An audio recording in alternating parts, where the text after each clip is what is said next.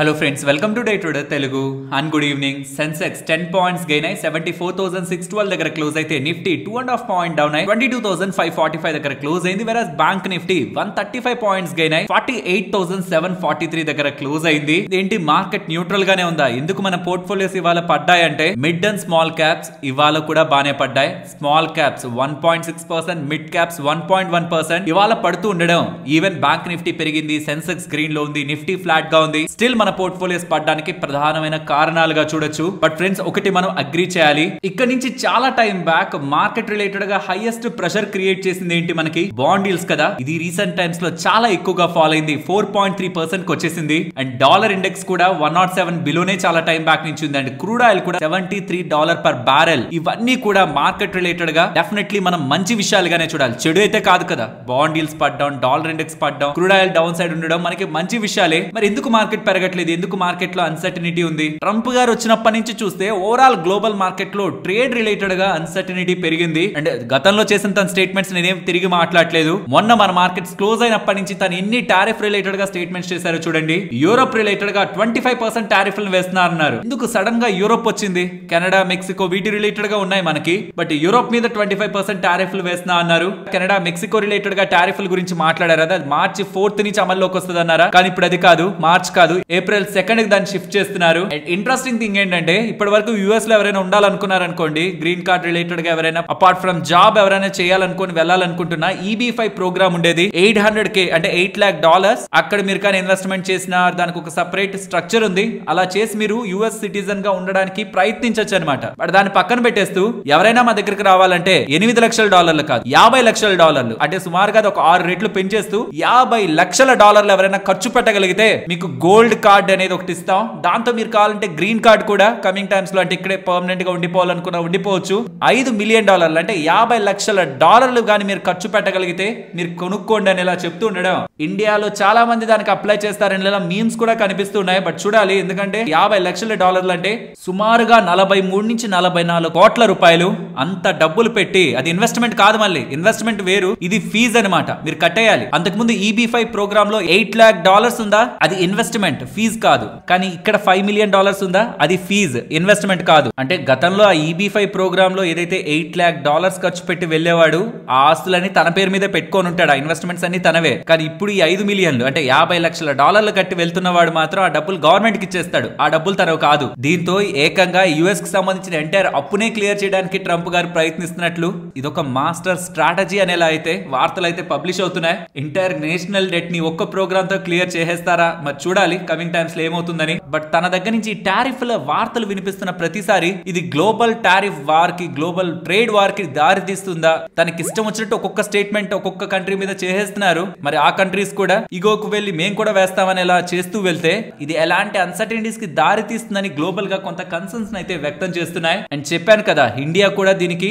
ఖచ్చితంగా కామ్ గా ఉండదు, ఏదో ఒకటి చేసి మన మీద టారిఫ్లు లేకుండా చూసుకోవాలని ప్రయత్నిస్తారని. దీని రిలేటెడ్ గా ఇండియా యుఎస్ ట్రేడ్ టాక్స్ అయితే హోలీ తర్వాత నుంచి మళ్ళీ స్టార్ట్ అవుతాయని, textiles, IT services, dairy and leather goods related గా డిస్కషన్స్ ఉంటాయని, సెమీ కండక్టర్స్ రిలేటెడ్ గా అండ్ ఈవీ బ్యాటరీ టెక్నాలజీ పరంగా కూడా డిస్కషన్స్ ఉంటూ ట్రేడ్ టారిఫ్స్ రిలేటెడ్ గా ఇండియా డెఫినెట్లీ ముందుకు వెళ్లి యుఎస్ తో డిస్కషన్స్ చేయబోతుందని. అండ్ ఏదైతే మనం ఎక్కువగా ట్యాక్స్లు వేస్తున్నామని మన మీద ఆరోపణలు ఉండి మన మీద కూడా ట్యాక్స్లు పడాలనేలా ట్రంప్ గారు చెప్తున్నారు. వాటి మీద గవర్నమెంట్ ట్యాక్స్ తగ్గించడానికి కూడా రెడీ అవుతుందని, చాలా వాటి మీద ట్యాక్స్లను తగ్గించడానికి ప్రభుత్వం ముందుకు వస్తుందని ఇలా డేటా కూడా కనిపిస్తుంది. అండ్ ఈవెన్ నిర్మలా సీతారామన్ గారు డైరెక్ట్ అఫీషియల్ కామెంట్స్ అని విన్నాను, ఇకపై గ్లోబల్ గా చాలా పెద్ద ట్రాన్స్ఫర్మేషన్స్ జరగబోతున్నాయని.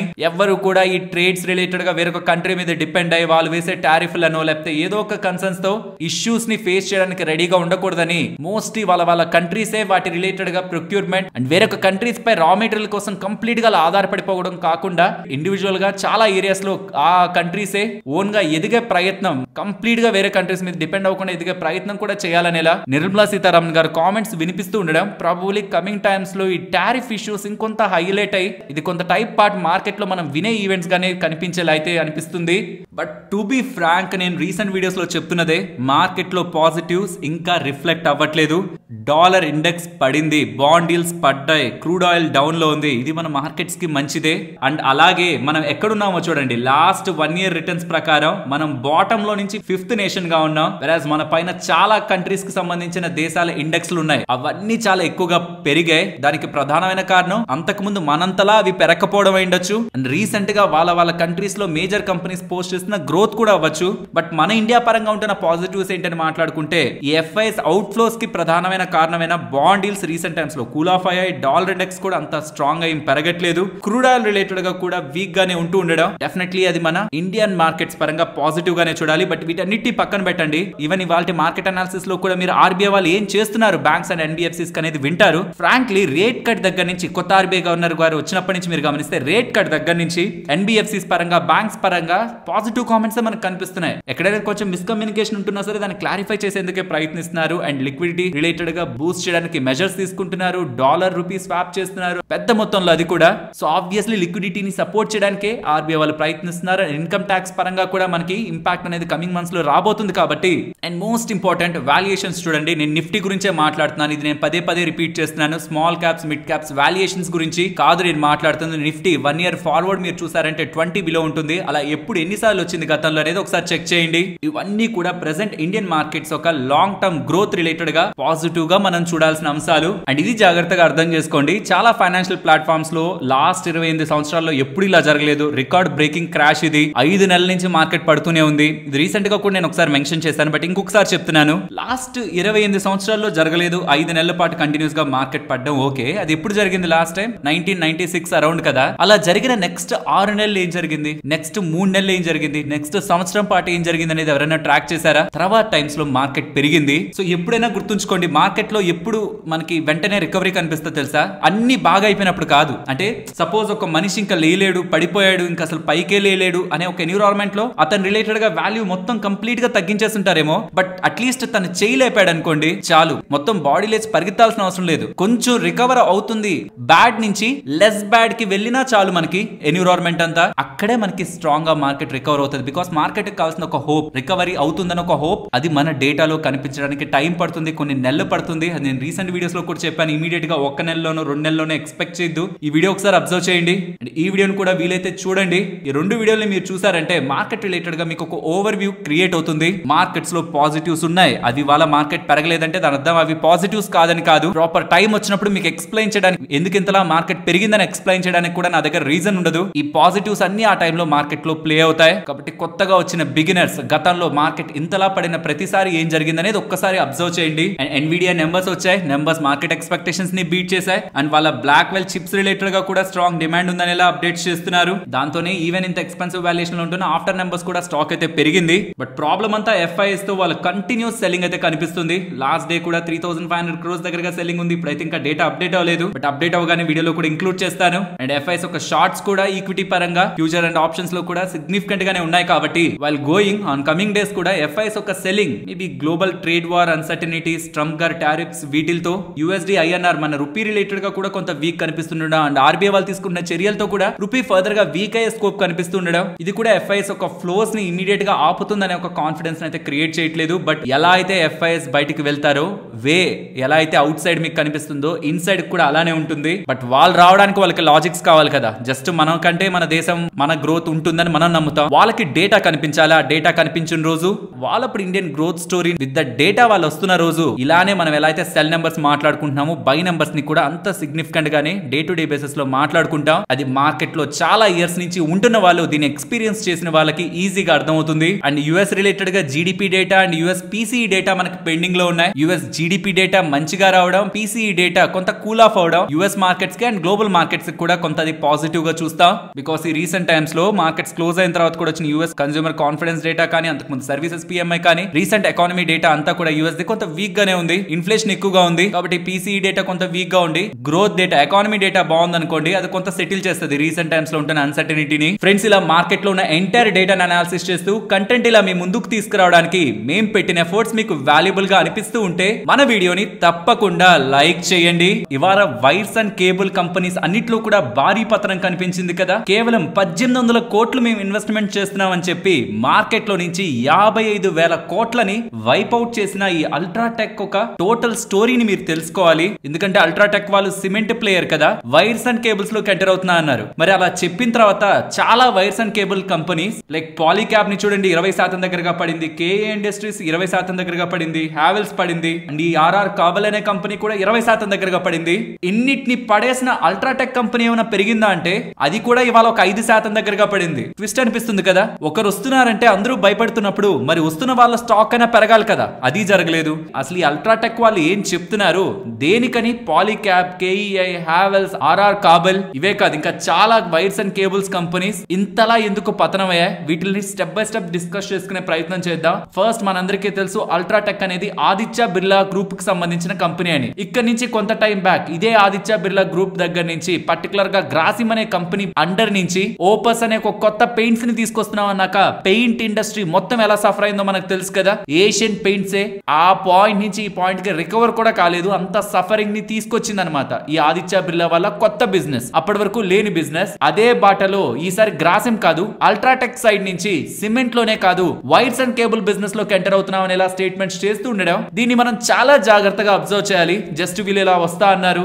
కాబట్టి ఈ కంపెనీలన్నీ పడిపోయాయి. బికాస్ అల్ట్రాటెక్ వాళ్ళు కూడా ఈ వైర్స్ అండ్ కేబుల్ బిజినెస్ లోకి ఎంటర్ అయితే మరి పాలీక్యాబ్ వాళ్ళు, కేఈఐ వాళ్ళు, హావెల్స్ వాళ్ళు, ఆర్ఆర్ కాబల్ వాళ్ళు అండ్ ఇతర బ్రాండెడ్ కేబుల్ ప్లేయర్స్ అందరూ కూడా వైర్స్ అండ్ కేబుల్స్ అమ్మే వాళ్ళందరూ కూడా వాళ్ళ మార్కెట్ షేర్ ని, మార్జిన్స్ ని కోల్పోతారనే భయంతోనే పడింది అని మనం అనుకుంటే ఇక్కడ మనకు రావాల్సిన ఫస్ట్ క్వశ్చన్, అల్ట్రాటెక్ వాళ్ళు సిమెంట్ బిజినెస్ లో సాలిడ్ మార్జిన్స్ ని ఎంజాయ్ చేస్తూ వైర్స్ అండ్ కేబుల్ బిజినెస్ లోకి ఎందుకు ఎక్స్పాండ్ అవ్వాలనుకుంటున్నారు? బికాస్ మీరు ఇక్కడ గమనించండి unorganised players and other organised players mostly 50% above దగ్గరగా వైర్స్ అండ్ కేబుల్ మార్కెట్ లో ఉంటారన్నమాట. వెరాస్ ఆర్గనైజ్డ్ ప్లేయర్స్, లిస్టెడ్ ప్లేయర్స్ లో నెంబర్ 1 ప్లేస్ లో పాలీక్యాబ్ ఉంటది. మరి లిస్టెడ్ ప్లేయర్స్ లో ఎవరు లీడర్? ఈ వైర్స్ అండ్ కేబుల్స్ అమ్మే వాళ్ళలో ఎవరు లీడర్? పాలీక్యాబ్, తర్వాత కేఈఐ ఇండస్ట్రీస్, తర్వాత హావెల్స్, తర్వాత ఫినోలెక్స్, మిగిలినవన్నీ చిన్న చిన్న కంపెనీలు వస్తాయి. అవును ఇందాకేదో మీరు చెప్తున్నారు సిమెంట్, వైర్స్, కేబుల్ బిజినెస్ లో మార్జిన్స్ ఏదో అంటున్నారు అంటే దీన్ని బాగా అర్థం చేసుకోవాలి మీరు. సిమెంట్ బిజినెస్ లో 15% మార్జిన్స్ వీళ్ళకు ఉన్నాయి అల్ట్రాటెక్ వాళ్ళకి. వెరాస్ కేబుల్స్ బిజినెస్ లో వచ్చే మార్జిన్స్ ఎంతో తెలుసా?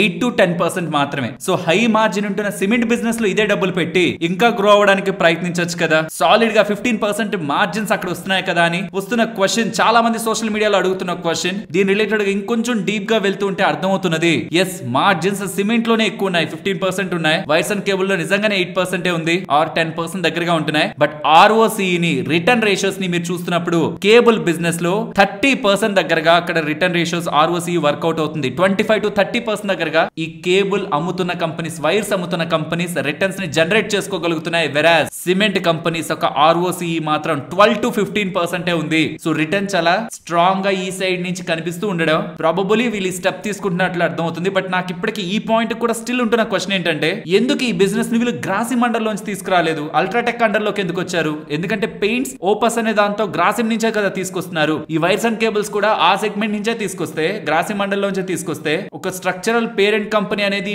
బిల్డింగ్ మెటీరియల్స్ కనేటట్టు ఉంటుంది కదా. పెయింట్స్ ఒకే దగ్గర నుంచి, బిల్డింగ్ మెటీరియల్స్ కూడా ఒకే దగ్గర నుంచి, లైక్ వైర్స్ అండ్ కేబుల్స్ కూడా ఒకే దగ్గర నుంచి. అల్ట్రాటెక్ ప్యూర్ సిమెంట్ ప్లేయర్ గా వదిలింటే బాగుండేదేమో. అన్నెసరీగా ఇలా డిఫరెంట్ మార్జిన్స్ ఉండడం వల్ల ఏమవుతుందంటే ఫ్యూచర్ లో ఒకవేళ సిమెంట్ తో మంచి భూమి ఉంటున్నా అల్ట్రాటెక్ ఓన్లీ సిమెంట్ కంపెనీ కాదు వైర్స్ అండ్ కేబుల్ కంపెనీ కూడా అని ఈ మార్జిన్ మిక్స్ వల్ల వాల్యుయేషన్స్ పరంగా impact already existing share holders face చేయాల్సి వస్తుంది కదా. ప్రాబబ్లీ అందుకే ఇవాళ స్టాక్ కూడా 5% దగ్గరగా పడింది. Different margin mix, pure core business నుంచి డీవియేట్ అవుతున్నట్టు మార్కెట్ కనిపిస్తుండడం. అల్ట్రాటెక్ ఇవాళ ఏమి ఎగ్జైట్ అవ్వలేదు మంచిగా, బట్ వాళ్ళు వస్తున్నారు. ఎక్కడ బ్రాండెడ్ బిజినెస్ చూడండి, unorganised or other organised players, market లో లేని ప్లేయర్స్ 56% పైగా ఉన్నారు. ఆర్గనైజ్డ్ లో మార్కెట్ లో లిస్టెడ్ ప్లేయర్స్ లో లెస్ దాన్ 50% ఉన్నారు. వీళ్ళ మార్కెట్ షేర్ ని ఖచ్చితంగా అల్ట్రాటెక్ వాళ్ళు వచ్చి లాగుతారు. ఏషియన్ పెయింట్స్ వాళ్ళదే లాగడానికి ప్రయత్నించారు పెయింట్స్ సెగ్మెంట్ లో, బికాస్ వాళ్ళకి స్ట్రాంగ్ డిస్ట్రిబ్యూషన్ నెట్వర్క్ ఉంది. ఖచ్చితంగా లాగుతారు. అది డెఫినెట్లీ వీళ్ళ మీద ఇంపాక్ట్ అయితే చూపిస్తుంది. బట్ నా అభిప్రాయం ఇవాళ వచ్చిన ఫాల్ తర్వాత కంగారు పడిపోయి వీటి నుంచి బయటికి వెళ్ళిపోవాలనుకునే లాంటి బిజినెస్ అయితే ఇది కాదు. ఈ వైర్స్ అండ్ కేబుల్ బిజినెస్ అయితే కాదు. మార్కెట్ షేర్ కొంత కోల్పోయినా, మార్జిన్స్ కొంత డిస్టర్బ్ అయినా, స్ట్రక్చరల్ గా లాంగ్ టర్మ్ లో wires and cable business they హవా ఉంటుంది. బిల్డింగ్ మెటీరియల్ సెగ్మెంట్ లో వీటికి స్ట్రాంగ్ గ్రోత్ అనేది ఉంటుంది. అండ్ అల్ట్రాటెక్ వాళ్ళకి వచ్చే ఇంకొక లాభం ఏంటో తెలుసా? ఈ వైర్స్ అండ్ కేబుల్ లోకి రావడం వల్ల వీళ్ళకి కావాల్సిన మెటీరియల్స్ లైక్ అది కాపర్ కావాలన్నా, అల్యూమినియం కావాలన్నా వీళ్ళ హిందాల్కో నుంచే వీళ్ళు సోర్సింగ్ తెచ్చుకోవచ్చు. అది అల్టిమేట్ గా హిందాల్కోకి బిజినెస్ ఇస్తుంది, వీళ్ళకి అల్ట్రాటెక్ వారికి కూడా వైర్స్ అండ్ కేబుల్ సెగ్మెంట్ లో బిజినెస్ ఇస్తుంది. స్టార్టింగ్ లో చెప్పాను కదా 1800 కోట్లు 2 సంవత్సరాల్లో మేము ఖర్చు ఖర్చు పెట్టి వైర్స్ అండ్ కేబుల్ బిజినెస్ ని ఎస్టాబ్లిష్ చేస్తాం గుజరాత్ లో అని వీళ్ళు చేసిన స్టేట్మెంట్ కి 55,000 కోట్ల దగ్గరగా వైప్ అవుట్ అయిందని, అది ఎలా అయిందన్నది కూడా ఇక్కడ మీకు స్క్రీన్ ముందు పెడుతున్నాను. వైర్స్ అండ్ కేబుల్ కంపెనీస్ ఎంత నష్టపోయాయి అండ్ ఇవాళ అల్ట్రా క్యాప్ రిలేటెడ్ గా ఎంత నష్టపోయారు, ప్రమోటర్స్ ఎంత లాస్ అయ్యారు అని మొత్తం డేటా ఇక్కడ మీకు ఉంటది. సుమారుగా వైర్స్ అండ్ కేబుల్ కంపెనీస్ 35,000 నుంచి 40,000 కోట్ల దగ్గరగా నష్టపోయాయి. మార్కెట్ క్లోజ్ అయ్యే టైం కి నియర్లీ 37,000-38,000 కోట్ల దగ్గరగా వైర్స్ అండ్ కేబుల్ కంపెనీస్ లో లాస్ ఉంది. అల్ట్రాటెక్ రిలేటెడ్ గా కూడా భారీగానే ఇవాళ ఫాల్ తో భారీగానే అక్కడ లాస్ ఉంది. 20,000 కోట్ల దగ్గరగా లాస్ అనేలా మార్కెట్ క్యాపిటల్ పరంగా. With this simple announcement total ఇవాళ మార్కెట్స్ లో డిస్టర్బెన్స్ అయితే క్రియేట్ అయింది. పెయింట్స్ అప్పుడు కూడా అంతే. ఆ అనౌన్స్మెంట్ తో గ్రాసిమ్ ఏం భారీగా పెరిగిపోలేదు, కానీ పెయింట్ ఇండస్ట్రీ అంతా ఇంపాక్ట్ అయింది. ఎందుకంటే పెడుతున్న వాళ్ళు ఎలా సంపాదిస్తారనేది నెంబర్స్ వచ్చే వరకు మార్కెట్ వెయిట్ చేస్తుంది. కానీ వస్తున్న వాళ్ళ వల్ల ఏ కంపెనీస్ కి ఇంపాక్ట్ ఉందో క్లియర్ గా అర్థం అవుతున్నప్పుడు మరి ఇప్పుడున్న వాల్యుయేషన్స్ ఆ ఎక్స్పెన్సివ్ వాల్యుయేషన్స్ మీట్ అవ్వవు. కాబట్టి ఫస్ట్ వాటిలో కరెక్షన్ అయితే ఇమీడియట్ గా కనిపిస్తుంది. ఐ హోప్ ఈ మొత్తం సినారియో రిలేటెడ్ గా మీకు ఒక క్లారిటీ అయితే డెవలప్ అయిందని. సరే, దీని కారణంగా ఎవరెవరికి ఇంపాక్ట్, అల్టిమేట్ గా ఎండ్ కి రండి, రియల్ పాయింట్ కి రండి. అల్ట్రాటెక్ నా దగ్గర ఉంది, నేను కొన్నాను దాన్ని, ఇప్పుడు నా పరిస్థితి ఏంటి? పాలీక్యాప్ కొనున్నాను, నా పరిస్థితి ఏంటి? ఫినోలెక్స్ కేబుల్స్ హావెల్స్ నా దగ్గర ఉన్నాయి, ఎవరెవరికి ఎలాంటి ఇంపాక్ట్ ఉంటుంది? దీని మీద జెఫ్రీస్ వాళ్ళు ఒక నోట్ రాశారనమాట. అందులో వాళ్ళు చెప్తున్నది అల్ట్రాటెక్ కి భయపడాల్సిన నీడ్ లేదు, నీజర్క్ రియాక్షన్ వస్తుంది ఈ మార్జిన్స్ డిస్టర్బెన్స్ కారణంగా. నీజర్క్ రియాక్షన్ ఉంటుంది, బట్ అల్టిమేట్ గా ఒక స్ట్రాంగ్ ప్లేయర్ ఖచ్చితంగా ఎవాల్వ్ అవుతుంది, భయపడాల్సిన నీడ్ లేదు, స్ట్రాంగ్ గానే పెరుగుతుంది అని చెప్తున్నారు. పాలీక్యాప్ గురించి డౌట్ పడాల్సిన నీడ్ లేదు. వైర్స్ అండ్ కేబుల్ స్పేస్ లో ఒక స్ట్రాంగ్ మార్కెట్ షేర్ ని హోల్డ్ చేస్తున్న ప్లేయర్. స్టార్టింగ్ లేదని కొంత డిస్టర్బెన్స్ ఉన్నా అల్టిమేట్ గా అది గ్రో అవుతుంది. అది కూడా ఇక్కడ నుంచి బాగానే టార్గెట్లు కూడా ఇచ్చేస్తున్నారు. బట్ ఎవరికి ఇంపాక్ట్ అవుతుంది అంటున్నారంటే ఫినోలెక్స్ కేబుల్స్ కానీ హావెల్స్ కానీ B2C ప్లేయర్స్ కదా, హౌసింగ్ వైర్స్ రిలేటెడ్ గా. అండ్ అల్ట్రాటెక్ ఉండే స్ట్రాంగ్ డిస్ట్రిబ్యూషన్ తో వాళ్ళు దాన్ని బీట్ చేయగలిగి హావెల్స్ రిలేటెడ్ గా అండ్ ఫినోలెక్స్ కేబుల్స్ రిలేటెడ్ గా ప్రాబబుల్లీ ఇంపాక్ట్ చూపించవచ్చు. బట్ ఫినోలెక్స్ కేబుల్స్ ట్రేడ్ అవుతున్న వాల్యుయేషన్స్ మరీ ఎక్స్పెన్సివ్ లేదు కాబట్టి దాంట్లోనే ఎడ్జ్ ఉంటుంది అంటున్నారు. బట్ హావెల్స్ మాత్రం కొంత రిచ్ వాల్యుయేషన్స్ లో కనిపిస్తూ ఉండడం, దీనికి ఒక్కదానికే మిగిలిన వాటితో పోలిస్తే కొంత తక్కువగా పెరుగుతుందని ఎలా చెప్తున్నారనమాట. మిగిలినవన్నీ కొంత ఇక్కడ ఉన్న దానికంటే చాలా బాగానే పెరుగుతాయని ఎలానే చెప్తున్నారు. అల్టిమేట్ గా జెఫ్రీస్ వాళ్ళ పాయింట్ ఆఫ్ వ్యూ కంగారు పడాల్సిన నీడ్ లేదనేది. బట్ స్టాక్స్ పడుతున్నప్పుడు ఇన్వెస్టర్స్ ఖచ్చితంగా కంగారు పడతారు కదా ఫ్రెండ్స్. నేను గమనించి చెప్తాను, ఇలాంటి కొత్త ప్లేయర్ వస్తున్నారు, అది మార్కెట్ లీడర్, వేరే స్పేస్ లో ఉన్న మార్కెట్ లీడర్ కొత్త బిజినెస్ లోకి వస్తున్నారంటే ఏం జరిగిందని నేను గతంలో వివిధ సెక్టార్స్ లో నాకుంటున్న ఎక్స్పీరియన్స్ ని బట్టి నేను చూసి నేను ఒక కామెంట్ వీటి రిలేటెడ్ గా చేయాలంటే, వన్స్ ఒకరు వస్తున్నారు అని మార్కెట్ కి అర్థమైంది అనుకోండి, ఆ రోజు పడేస్తుందా? తర్వాత కొంత టైం వరకు కూడా స్టాక్స్ రిలేటెడ్ గా మార్కెట్ డౌట్ఫుల్ గానే ఉంటది. కొత్త ప్లేయర్ వస్తున్నాడు, ఏం చేయగలుగుతాడు, ఏమేం చేంజెస్ చేసేయగలుగుతాడు, ఎవరిని ఎలా డిస్టర్బ్ చేయగలుగుతాడు? మార్కెట్ కూల్ గా కామ్ గా వెయిట్ చేస్తూ చూస్తూ వస్తుంది. ఆ ఇంపాక్ట్ నిజంగానే కనిపించింది అనుకోండి, దెన్ ఏదైతే ఇప్పుడు పడిందో అది పెద్దగా మనకి రికవర్ కాకపోవచ్చేమో, కానీ అలాంటి ఇంపాక్ట్ ఏం చూపించకుండా వీళ్ళు వాళ్ళ యూజువల్ గ్రోత్ తోనే గ్రో అయ్యారు అనుకోండి. యూజువల్ గ్రోత్ అంటే ఎంత? లాస్ట్ FY19 నుంచి FY24 వరకు మీరు చూస్తే wires and cable space entire space 13% grow అయింది. ఇండివిజువల్ గా ఒక్కొక్క కంపెనీ ఇంకా దానికంటే ఎక్కువగానే గ్రో అయింది. వాళ్ళ ఇండివిజువల్ గ్రోత్ రేట్స్ తోనే ఇవి గ్రో అవుతూ వచ్చాయి అనుకోండి. మార్కెట్స్ ఏదైతే ఇప్పుడు నెగిటివ్ గా ఉందో అది మొత్తం కూడా పైకి తీసుకొచ్చే ప్రయత్నం చేస్తుంది. సో ఎవ్వరు కూడా ఈ పాయింట్ లో కూర్చొని ఇంపాక్ట్ ఉంటదని ఆర్ ఇంపాక్ట్ ఉండదని 100% డెసిషన్స్ తీసుకోలేరు. But one thing is sure, ఇక్కడ ఏదైతే జెఫ్రీస్ వాళ్ళు చెప్తున్నారో దీని రిలేటెడ్ గా మాత్రం లాజిక్ ఉంది. అల్ట్రాటెక్ కానీ పాలీక్యాబ్ కానీ హావెల్స్, ఫినోలెక్స్ కేబుల్స్ ఇలాంటి బ్రాండెడ్ ప్లేయర్స్ కి ఇనిషియల్ గా మనకి రియాక్షన్ కనిపించిన లాంగ్ టర్మ్ లో వాటి బిజినెస్ లు ఇండియన్ ఎకానమీతో గ్రో అవ్వగలిగేవే. కాబట్టి కంగారు పడాల్సిన నీడ్ లేదు. బట్ షార్ట్ టర్మ్ లో మాత్రం దీని రిలేటెడ్ గా మార్కెట్ నెంబర్స్ కోసం అండ్ మేనేజ్మెంట్ కామెంటరీ కోసం ఈగర్ గా వెయిట్ చేస్తుంది. అండ్ చెప్పాను కదా మేనేజ్మెంట్స్ ఏం మాట్లాడతాయని, దాని రిలేటెడ్ గా కూడా కొన్ని కంపెనీస్ ఒక మేనేజ్మెంట్స్ ఇస్తున్న ఇంటర్వ్యూస్ ప్రకారం అల్ట్రాటెక్ ఎంట్రీ వచ్చి ఏమీ చేయగలిగలేదు. ఎందుకంటే మార్కెట్ చాలా పెద్దదని, ఎంతమంది కొత్త ప్లేయర్స్ వచ్చినా మార్కెట్ చాలా పెద్దదని, భయపడడానికి రీజనే లేదని. ఒక కొత్త కంపెనీ వచ్చినప్పుడు అదే ఇండస్ట్రీని రూల్ చేసే కంపెనీ అవ్వదని. ఎందుకంటే ఇది ఒక ఫ్రాగ్మెంటెడ్ ఇండస్ట్రీ, అంటే చిన్న డీలర్షిప్స్ తో చిన్న షాప్స్ తో నెట్వర్క్స్ ని బిల్డ్ చేసుకొని సెల్ చేయగలిగే ఇండస్ట్రీ. ఒక కొత్త కామరాజ్ ఉన్నట్టుండి మొత్తం అన్ని షాప్స్ లోను వాళ్ళ ప్రొడక్ట్స్ పెట్టి మిగిలిన ప్రొడక్ట్స్ అమ్ముడుపోకుండా చూసుకోగలిగేది కాదని. వాళ్ళ వల్ల మాకు కాంపిటీషన్ వస్తుంది, ఇమీడియట్ గా థ్రెట్ ఉంటుంది అనేది ఏం లేదు. అల్ట్రాటెక్ వాళ్ళకే 5 to 8 years పడుతుంది బ్రాండ్ ని రైట్ చేసుకోవడానికి. ఎందుకంటే ప్లాంట్ పెట్టడానికి 3 నుంచి 5 సంవత్సరాలు పడుతుంది. సిమెంట్ నమ్మినట్టు వైర్స్ అండ్ కేబుల్స్ ని అమ్మలేవని, నెక్స్ట్ 5 years రిలేటెడ్ గా అవుట్లుక్ వీళ్ళ పరంగా ఏది ఉందో అదే ఇస్తున్నానని, అదేం చేంజ్ అవ్వట్లేదని KEI ఇండస్ట్రీస్ పరంగా మేనేజ్మెంట్ కాన్ఫిడెంట్ గా ఉంది. ఇలానే మిగిలిన మేనేజ్మెంట్స్ కూడా కాన్ఫిడెంట్ గా మాట్లాడి నెంబర్స్ ని యాజ్ యూజువల్ గా డెలివర్ చేస్తున్నాయి అనుకోండి, ఇంపాక్ట్ కాకుండా. దెన్ వాట్ ఎవర్ ఇప్పుడు ఏదైతే మనకి పతనం కనిపించిందో అది కొంతవరకు బ్యాలెన్స్ అయ్యే ప్రయత్నం అయితే జరుగుతుంది, మొత్తం కాదు. ఎందుకంటే కొత్త ప్లేయర్ రావడం వల్ల మార్జిన్స్ ఎలాగో తగ్గుతాయని మార్కెట్ అనుకోని అంతకుముందు ఇచ్చిన వాల్యుయేషన్స్ ఇవ్వకపోవచ్చు. బట్ ఇలానే భారీగా పతనం అయిపోతూ వెళ్తాయని ఒక భయాలు అయితే తీసుకోవాల్సిన నీడ్ లేదు. ఫ్రెండ్స్, ఇలా న్యూస్ అప్డేట్స్ ని అనాలిసిస్ చేస్తూ మీ ముందుకి కంటెంట్ తీసుకురావడానికి మేం పెడుతున్న ఎఫర్ట్స్ మీకు వాల్యుబుల్ గా అనిపిస్తూ ఉంటే మన వీడియోని తప్పకుండా లైక్ చేయండి. నెక్స్ట్ ఆర్బీఐ రిలేటెడ్ గా ఒక బిగ్ అప్డేట్ అయితే వచ్చింది. దాంతో ఇవాళ మనకి బ్యాంక్స్ కానీ ఫైనాన్షియల్ ఇన్స్టిట్యూషన్స్ లైక్ ఎన్బిఎఫ్సీలు కానీ ఇవాళ మంచిగా పెరిగాయి. ఈ రీసెంట్ టైమ్స్ లో కూడా private banks and NBFCs like Bajaj finance and ఇతర ఎన్బిఎఫ్సీస్ రిలేటెడ్ గా వాల్యుయేషన్స్ పరంగా అండ్ ఆర్బీఐ వాళ్ళు తీసుకుంటున్న చర్యల పరంగా ఎలాంటి ఇంపాక్ట్ ఉంటుందనేది కూడా రీసెంట్ టైమ్స్ లో మాట్లాడుకున్నాం. ఇక్కడ చాలా మంది మిస్ ఇంటర్ప్రిటేషన్ చేసుకుంటున్నారు. ఎన్బిఎఫ్సీలకు డైరెక్ట్ గా ఇచ్చిన బెనిఫిట్ అని. ఇది ఎన్బిఎఫ్సీలకు డైరెక్ట్ గా ఇచ్చిన బెనిఫిట్ కాదు. బ్యాంక్స్ ఎన్బిఎఫ్సీలకు కానీ అంటే ఈ బజాజ్ ఫైనాన్స్, చోళమండలం, వేరే వేరే ఎన్బిఎఫ్సీలు ఉన్నాయి కదా, వాటన్నిటికి ఇచ్చే లోన్స్ కానీ అండ్ ఈ బ్యాంక్స్ ఎంఎఫ్ఐ కి మైక్రో ఫైనాన్సింగ్ ఇన్స్టిట్యూషన్స్ ఉంటాయి కదా, వాటికి ఇచ్చే లోన్స్ ని కానీ ఇప్పటి వరకు లోన్స్ వాటికి ఇస్తున్నప్పుడు ఏంటంటే ఆర్డబ్ల్యూఏ అంటారు, రిస్క్ వెయిటెడ్ అసెట్స్ అని.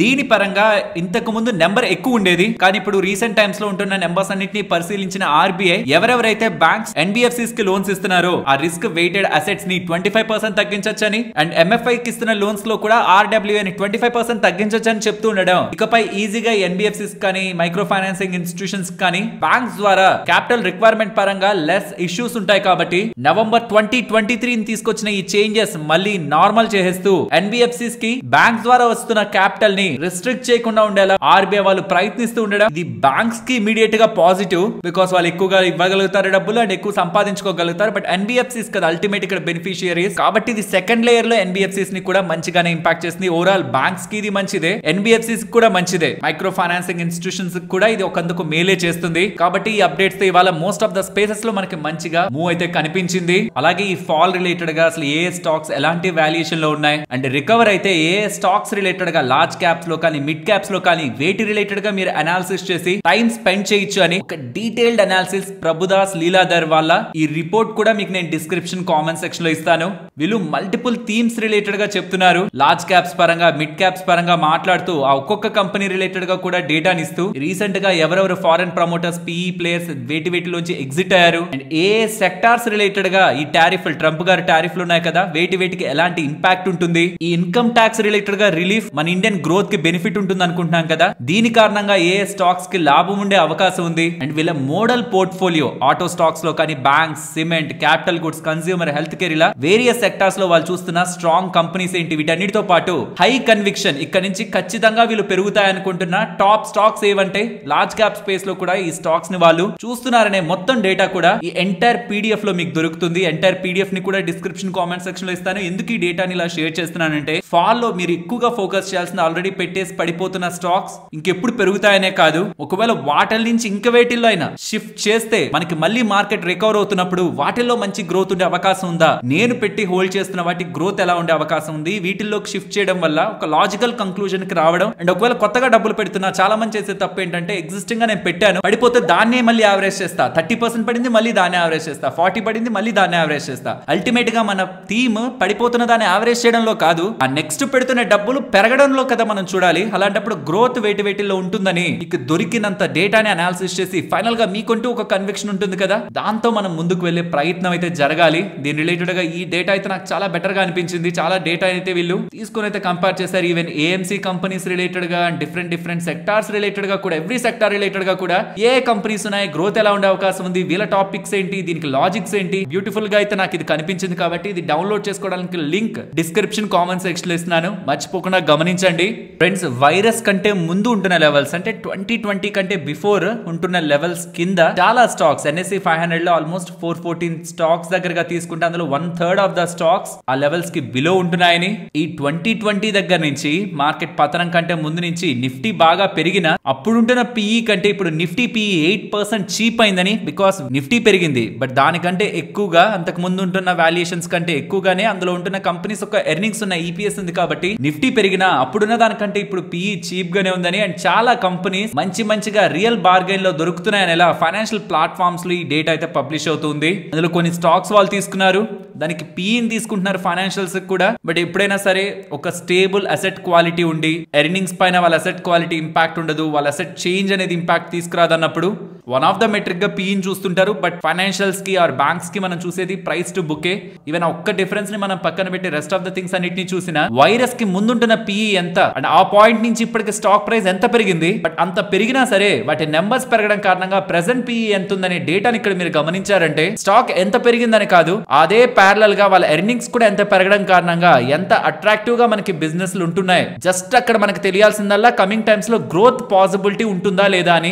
దాంతో కానీ మీరు ఒకవేళ ఫ్యూచర్ గ్రోత్ ఎస్టిమేట్స్ ని కానీ అనాలిసిస్ చేయగలిగితే, ఈ వీడియోలో చెప్పాను కదా కమింగ్ టైమ్స్ లో కూడా స్టాక్ ఎంతకు వెళ్లే అవకాశం ఉంది, సింపుల్ గా మనం దాన్ని ఎలా చెక్ చేసుకోవచ్చు అనేది ఈ వీడియోలో మెన్షన్ చేశాను. అనలిస్టుల రిపోర్ట్లు కూడా మీకు అర్థమవుతాయి ఒకవేళ ఈ వీడియోని మీరు చూడగలిగితే. డిస్క్రిప్షన్ కామెంట్ సెక్షన్ లో ఇస్తాను, ఎండ్ కార్డ్స్ లో కూడా ఉంటుంది, వీలైతే వాచ్ చేయండి. ప్రకారం చూస్తే వాళ్ళకి ఇవి మంచిగా కనిపిస్తున్నవి, రియల్ బార్గెన్ లో కనిపిస్తున్న కంపెనీస్ అనేలా వీళ్ళైతే రిపోర్ట్ చేస్తున్నారు. ఇవి మంచి గ్రోత్ ఉంటున్న కంపెనీస్, స్టాక్ ప్రైస్ పెరిగిందంటేనే వాటిలో గ్రోత్ ఉంటుందనే, వాల్యుయేషన్స్ మంచిగా ఉన్నాయంటున్నారు. మనం చేయాల్సిందల్లా కమింగ్ టైమ్స్ లో మేనేజ్మెంట్స్ చెప్తున్న దాని ప్రకారం కానీ రీసెంట్ వీళ్ళ బిజినెస్ డేటా పరంగా వాళ్ళు చేసిన కామెంట్స్ ప్రకారం కమింగ్ టైమ్స్ లో ఏదైనా డిస్టర్బెన్స్ ఉంటుందా ఇండస్ట్రీలో, ఆర్ గ్రోత్ యాజ్ యూజువల్ గా కంటిన్యూ అవుతుందా, ఇదొక్కటి చెక్ చేసుకుంటే. ఇది కూడా ఎందుకు చెక్ చేయమంటున్నానంటే కొన్న తర్వాత హోల్డ్ చేయడానికి కావాల్సిన కన్విక్షన్ కోసం. ఎల్స్ ఒకవేళ ఎవరైనా చెప్పి తర్వాత పడుతున్నప్పుడు వాళ్ళు ఎవరో చెప్పిన స్టాక్ కాబట్టి మీకు కన్విక్షన్ ఉండదు. కాబట్టి ఏ స్టాక్ రిలేటెడ్ గా ఎంటర్ అవుతున్నా సరే ఒక్కసారి మీ ఓన్ గా కమింగ్ టైమ్స్ లో గ్రోత్ ఎలా ఉండే పాసిబిలిటీ ఉంది వీడియోలో చెప్పాను. అది ఎలా మనం చూడొచ్చు, ఈవెన్ అనలిస్టుల రిపోర్ట్ నుంచి కూడా మనం అది ఎలా ట్రాక్ చేయొచ్చని ఒక్కసారి అలా చెక్ చేసుకున్న తర్వాత, ఇవనే కాదు ఏ స్టాక్ లో అయినా, ఈ ఫాల్ లో ఏ స్టాక్ లో అయినా సరే ఖచ్చితంగా చూసుకున్న తర్వాతే ముందుకు వెళ్ళండి. And next income tax department వాళ్ళు మీరు పంపిస్తున్న డీటెయిల్స్ లో మాకు క్లారిటీ ఉండట్లేదు, మీ హౌస్ హోల్డ్ విత్ డ్రాల్ చాలా తక్కువగా ఉంది కాబట్టి మీ ఇంట్లో ఉంటున్న ఎంటైర్ ఫ్యామిలీ మెంబర్స్ వాళ్ళ ప్రొఫైల్స్, వాళ్ళ పాన్ నెంబర్స్, వాళ్ళ ఇన్కమ్, యాన్యువల్ ఇన్కమ్, అండ్ మీరు రేషన్ కి ఎంత స్పెండ్ చేస్తున్నారు, రైస్, పప్పులు, ఆయిల్ కి, ఎలక్ట్రిసిటీకి, క్లాత్స్ కి, షూస్ కి, పాలిష్, హెయిర్ కట్ కి, కాస్మెటిక్స్ కి, పర్ఫ్యూమ్స్ కి, social event expenses, student fees, వీటన్నిటికి ఎంత స్పెండ్ చేస్తున్నారని మాకు టోటల్ గా డేటాని పంపించండి అని ఇన్కమ్ ట్యాక్స్ డిపార్ట్మెంట్ నుంచి నోటీస్ వచ్చినట్టు సోషల్ మీడియాలో అయితే సర్క్యులేట్ అవుతుంది. బట్ ఇందులో కొన్ని స్పెల్లింగ్ మిస్టేక్స్ అయితే కనిపిస్తున్నాయి. ప్రాబబ్లీ ఇది ఫేక్ అయిండొచ్చు అనేలా కూడా కొన్ని కామెంట్స్ అయితే చూస్తున్నాను. ఇన్కమ్ ట్యాక్స్ డిపార్ట్మెంట్ వాళ్ళు మరి ఇంత లెవెల్ కి వెళ్లి ఇన్ని ఎక్స్పెన్సెస్ రిలేటెడ్ గా డీటెయిల్స్ తెలుసుకొని మరి జరగదనేలా డేటా అయితే కనిపిస్తుంది. కాబట్టి ఎవరైనా ఇది సోషల్ మీడియా ద్వారా మీకు ఒకవేళ ఫార్వర్డ్ అయింది అనుకోండి, ఇమీడియట్ గా కంగారు పడకండి. నాకు తెలిసినంత వరకు ఈ level of details income tax వాళ్ళైతే కలెక్ట్ చేయరు. మీ హౌస్ హోల్డ్ ఎక్స్పెన్సెస్ ఎంత అవుతున్నాయో కూడా వివరంగా చెప్పండి అండో. నాకు తెలిసి ఇన్కమ్ ట్యాక్స్ రిలేటెడ్ గా ఫ్రస్ట్రేట్ అయి క్రియేట్ చేసిన డాక్యుమెంట్ లా ఉండొచ్చు, ఆర్ మేబీ వాళ్ళకి నిజంగానే అనిపించిన డాక్యుమెంట్ కూడా వచ్చి ఈ పాయింట్ లో కూర్చొని మనం ఇది నిజమా ఫేక్ డిసైడ్ చేయలేం. కానీ బట్ ఈ లెవెల్లో మాత్రం నేను ఇప్పటి వరకు ఇన్కమ్ ట్యాక్స్ రిలేటెడ్ గా డేటా అడగడం అయితే నేను చూడలేదు. ఒకవేళ మీరు ఇది జెన్యూన్ అనేలా ఎక్కడైనా అఫీషియల్ సోర్సెస్ ద్వారా మీకు కన్ఫర్మేషన్ ఉంటున్నా, ఆర్ ఈ లెవెల్ ఆఫ్ డీటెయిల్స్ ని కూడా అడిగారని ఒక క్లారిటీ ఉంటున్నా, దీనిపై మీ ఒపీనియన్స్ ని కూడా వీలైతే కామెంట్ సెక్షన్ లో షేర్ చేయండి. నెక్స్ట్ ఓరియంట్ టెక్నాలజీస్ గురించి మాట్లాడుకోవాలి. వీళ్ళు AWS వాళ్ళతో పార్ట్నర్ అయ్యారని for AI and GPU services related గా. AWS అంటే ఏంటి? Amazon web services. ఇంతకీ వాళ్ళతో ఓరియంట్ టెక్నాలజీస్ వాళ్ళు పార్ట్నర్ అవడం వల్ల ఏం జరుగుతుంది? ఈ AWS వాళ్ళ దగ్గర ఉంటున్న AI ఆర్టిఫిషియల్ ఇంటెలిజెన్స్ రిలేటెడ్ ఉంటున్న సర్వీసెస్ ని యూజ్ చేసుకొని ఇన్నోవేషన్ అండ్ స్కేలబిలిటీ రిలేటెడ్ గా వీళ్ళ బిజినెస్ ని పెంచుకోవడానికి ఓరియంట్ టెక్నాలజీస్ వాళ్ళు ప్రయత్నిస్తారని ఇలా అప్డేట్స్ అయితే చేస్తున్నారు. అండ్ ఈ ఆదిత్య బిర్లా కంపెనీ సెంచురీ ఎన్కా ఇవాళ 11% దగ్గరగా పడింది కదా. ప్రధానమైన కారణం వీళ్ళకి సంబంధించి గుజరాత్ లో ఉంటున్న వీళ్ళ మ్యానుఫ్యాక్చరింగ్ స్పిన్నింగ్ ప్లాంట్ లో ఫైర్ ఇన్సిడెంట్ జరిగిందని. అదృష్టవశాత్తు అక్కడ క్యాజువాలిటీస్ ఏం కాలేదు, ఫైర్ ని కూడా కంట్రోల్ చేశారు. బట్ టెంపరీగా ప్రొడక్షన్ ఆగిందని, డిస్రప్ట్ అయిందని, మళ్ళీ నార్మల్ చేయడానికి ప్రయత్నిస్తున్నారని ఇలా అప్డేట్స్ అయితే చేశారు. సో ప్రొడక్షన్ ఇంపాక్ట్ అయిందండి. ఎప్పుడు స్టార్ట్ అవుతుందో క్లారిటీ కూడా వీళ్ళు ఇవ్వట్లేదు. కాబట్టి ఇవాళ ఇంత పతనం అయితే స్టాక్ లో కనిపించింది. ఇన్సూరెన్స్ ఉందంటున్నారు, దాన్ని క్లెయిమ్స్ చేస్తున్నారంటున్నారు. బట్ ప్రొడక్షన్ రిలేటెడ్ గా ఉంటున్న కన్సర్న్స్ ప్రెషర్ అయితే తీసుకొచ్చాయి. నెక్స్ట్ గ్లెన్మార్క్ వాళ్ళు వాళ్ళ US పోర్ట్ఫోలియోని ఎక్స్పాండ్ చేసినట్లయితే అర్థమవుతుంది. ఎపినెఫ్రిన్ ఉంటుంది కదా ఇంజెక్షన్, దాన్ని మనం అడ్రినాలిన్ అని కూడా అంటూ ఉంటాం. It's a neuro transmitter and also a hormone. మనకి చిన్నప్పుడు ఫ్లైట్ ఆర్ ఫైట్ హార్మోన్ అని చెప్తుంటారు కదా అడ్రినాలిన్ ని. దానికి కొన్ని కండిషన్స్ లైక్ అలర్జిక్ రియాక్షన్స్ లో కానీ, కార్డియాక్ అరెస్ట్ లో కానీ, లో బ్లడ్ ప్రెషర్ ఉంటున్న సిచ్యువేషన్స్ లో కానీ ఇస్తూ ఉంటారు. దాని రిలేటెడ్ గా బిజినెస్ ని US కి ఎక్స్పాండ్ చేస్తూ వీళ్ళు డెసిషన్ తీసుకుంటున్నారనేలా గ్లెన్మార్క్ వాళ్ళైతే చెప్తున్నారు. నెక్స్ట్ మాస్టెక్ గురించి మాట్లాడుకోవాలి. వీళ్ళకి $85 మిలియన్ విలువ చేసే UK పబ్లిక్ సర్వీస్ కాంట్రాక్ట్ ఒకటి లభించిందని, ఇది డ్యూరేషన్ 2 years ఉంటుందని, ఇది లభించింది అని కదా మెన్షన్ చేస్తాను. ఇది లభించడం కాదు, ఎగ్జిస్టింగ్ గా వాళ్ళకు ఉంటున్నదే, దాన్ని ఇంకొక 2 years ఎక్స్పాండ్ చేస్తున్నారనమాట. నెక్స్ట్ GR ఇన్ఫ్రా వాళ్ళు అస్సాంలో రోప్ వే డెవలప్ చేయబోతున్నట్లయితే చెప్తున్నారు. ఇది టోటల్ గా 270 crore విలువ చేసే ప్రాజెక్ట్ అని. గవర్నమెంట్ సపోర్ట్ తో ఇది నెక్స్ట్ 12 months లో అక్కడ రోప్ వే ని వీళ్ళు ఎస్టాబ్లిష్ చేయబోతున్నట్లు అస్సాంలో సోనారం ఫీల్డ్ నుంచి భువనేశ్వరి టెంపుల్ దాకా ఈ రోప్ వే ఉంటుందనేలా వీళ్ళైతే చెప్తున్నారు.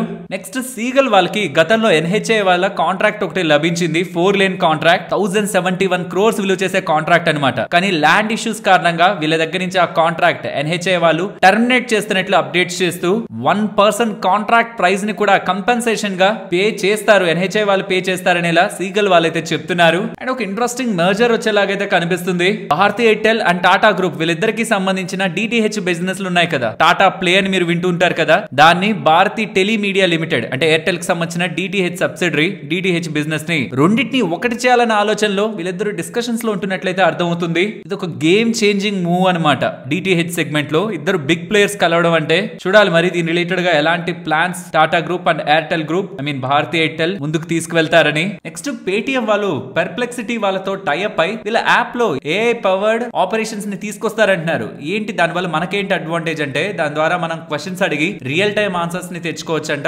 లోకల్ లాంగ్వేజ్ లో కూడా మాట్లాడొచ్చట, ఫైనాన్షియల్ డెసిషన్స్ తీసుకోవడంలో కూడా ఏఐ హెల్ప్ చేస్తుందని ఇలా పేటిఎం వాళ్ళైతే చెప్తున్నారు. ఇది ఫైనాన్షియల్ లిటరసీని పెంచుతుందని, ఇండియాను ఎంపవర్ చేసి డిజిటల్ అండ్ మొబైల్ ఎకానమీకి తోడ్పడుతుందని పేటిఎం వాళ్ళైతే అప్డేట్స్ చేస్తున్నారు. నెక్స్ట్ జూపిటర్ వ్యాగన్స్ 255 కోట్ల ఆర్డర్ ని బర్త్ వైట్ అండ్ కంపెనీ వాళ్ళ దగ్గర నుంచి గెలుచుకున్నారని ఎక్స్చేంజెస్ కి చెప్తున్నారు. నెక్స్ట్ ప్రాజ్ ఇండస్ట్రీస్ గురించి కూడా మాట్లాడుకోవాలి. నాకు తెలిసి చాలా మంది మన వాళ్ళు కూడా ప్రాజ్ ఇండస్ట్రీస్ అయితే హోల్డ్ చేస్తున్నారు కదా. వీళ్ళు 25th ఫిబ్రవరి అంటే మన మార్కెట్స్ క్లోజ్ అయిన పాయింట్ లో 25th మన మార్కెట్స్ ఉన్నాయి, బట్ మార్కెట్స్ 3:30 కి క్లోజ్ అయిన తర్వాత ఈ రిపోర్ట్ వచ్చింది. 26th మార్కెట్ హాలిడే అండ్ ఇవాళ మార్కెట్ లో రియాక్ట్ అయింది స్టాక్. దీనికి మనకి కనిపిస్తున్న ఇంపార్టెంట్ అప్డేట్ వీళ్ళ ఇన్వెస్టర్ ప్రెజెంటేషన్. జస్ట్ మీరు బిఎస్సి లోకి వెళ్ళి కూడా దీన్ని డౌన్లోడ్ చేసుకోవచ్చు. దీంట్లో వీళ్ళు ఏం చెప్తున్నారు, నెక్స్ట్ ఎలా గ్రో అవుతారని చెప్తున్నారు, డిమాండ్ పరంగా ఏం మాట్లాడుతున్నారు, వీళ్ళ ఆర్డర్ బుక్ ఎలా ఉంది, ఈ డేటా అంతటిని కూడా మీకు సింపుల్ గా ఎక్స్ప్లెయిన్ చేస్తాను. వీళ్ళ నెంబర్స్ వచ్చినవి మనం మాట్లాడుకున్నాం. వీళ్ళ ఫ్యూచర్ గురించి మాట్లాడుకుందాం. వీళ్ళ 41 years of expertise and 400+ patents తో అండ్ స్ట్రాంగ్ గ్రోత్ ని కమింగ్ టైమ్స్ లో ప్రాజ్ వాళ్ళైతే తీసుకురాబోతున్నారని, నెట్ డెట్ ఫ్రీగా ఉంటూ 3 years వీళ్ళ రెవెన్యూ CAGR 39% దగ్గరగా ఉంటూ ఆపరేటింగ్ ప్రాఫిట్ 51% దగ్గరగా ఉంటూ స్ట్రాంగ్ గా వీళ్ళు గ్రో అవుతూ 100+ కంట్రీస్ లో 6 continents తో వీళ్ళ డైవర్సిఫైడ్ బిజినెస్ మోడల్ తో కమింగ్ టైమ్స్ లో power house for the sustainable solutions and industrial innovation related గా వీళ్ళు స్ట్రాంగ్ గా గ్రో అవుతారని వీళ్ళు అప్డేట్స్ చేస్తూ